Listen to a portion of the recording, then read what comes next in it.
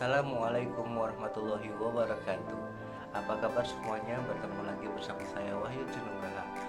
Nomor pokok mahasiswa 214641032. Mahasiswa Magister Manajemen angkatan 46 Malam Universitas Tridinanti Palembang. Pada kesempatan ini saya akan menjelaskan tentang perkembangan e-commerce di Indonesia. E-commerce di Indonesia telah berkembang pesat dan memberikan pengaruh besar bagi ekonomi Indonesia. Data Bank Indonesia per November 2019 menunjukkan transaksi e-commerce per bulan mencapai 13 triliun rupiah. Angka tersebut diprediksi akan terus naik karena tingginya tingkat konsumsi masyarakat. Awal mula toko online di Indonesia dimulai pada tahun 1994 saat Indosat menjadi internet service provider pertama di Indonesia, sekaligus memberikan koneksi internet bagi seluruh masyarakat. Jika bakal toko online baru muncul pada tahun 1999 saat Andre Darwis menjadikan sebuah forum bernama Kaskus yang juga menjadi forum jual beli, dan selanjutnya di tahun yang sama berdiri Bineka.com.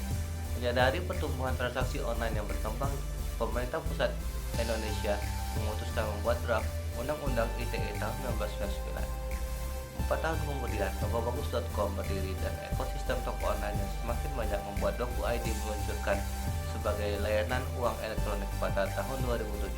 Disusul Tokopedia pada tahun 2009, Gojek dan Tiket.com pada tahun 2010, dan 2011 Bukalapak, Traveloka, dan Idea.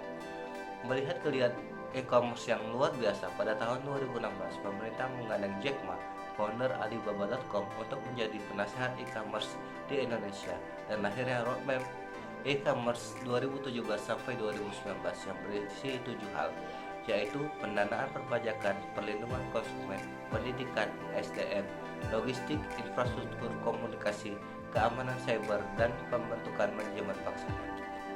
Beberapa e-commerce dengan beragam fitur juga mendapat suntikan dari luar negeri dengan jumlah yang fantastis seperti Grab, Tokopedia, Traveloka, Bukalapak, dan Halo Dokter. Hingga kini tidak terhitung berapa banyak e-commerce dan layanan uang elektronik yang muncul.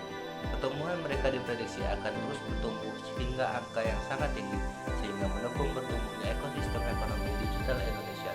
Namun setidaknya ada 7 jenis e-commerce yang ada di Indonesia.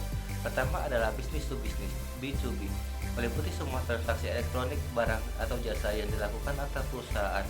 Umumnya e-commerce dengan jenis ini dilakukan dengan menggunakan EDI atau Electronic Data Interchange dan email dalam proses pembelian barang dan jasa, informasi dan konsultasi, atau pengiriman dan permintaan proposal bisnis seperti Busy.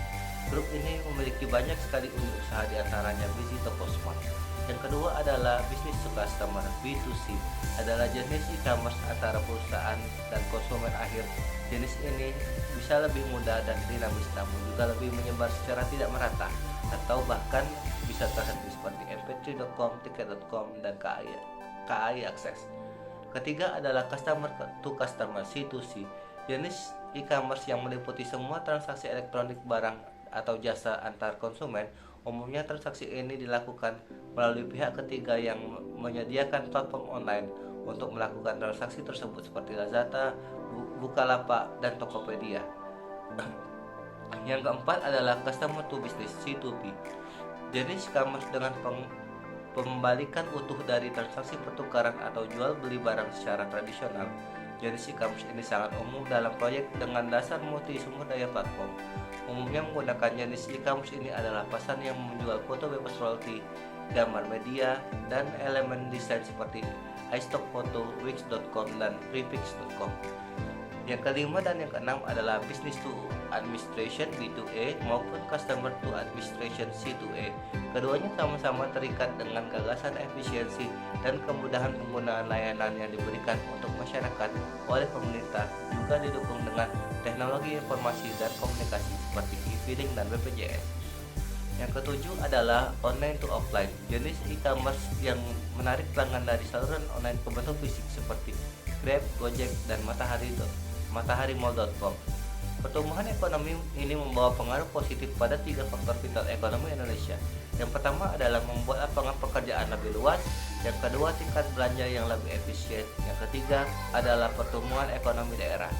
Ekonomi digital Indonesia diproyeksikan akan mendekati 40 miliar dolar Amerika Serikat dan meningkat menjadi 133 miliar dolar Amerika pada tahun 2025.